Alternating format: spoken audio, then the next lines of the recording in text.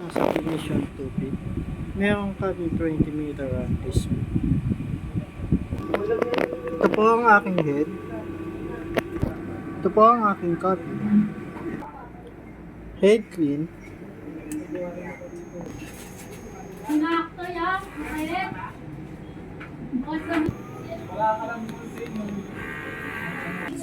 Nasal test.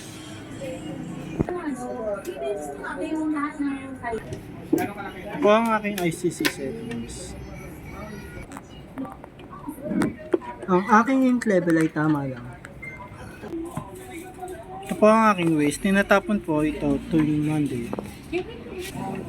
Ito po ang aking ABR. Ito po ang aking stock ng ink. Ito naman po ang aking subli paper. Ito po ang aking workload this week. Ito naman po ang aking monitoring ng subli paper. Ito naman po ang subli ink.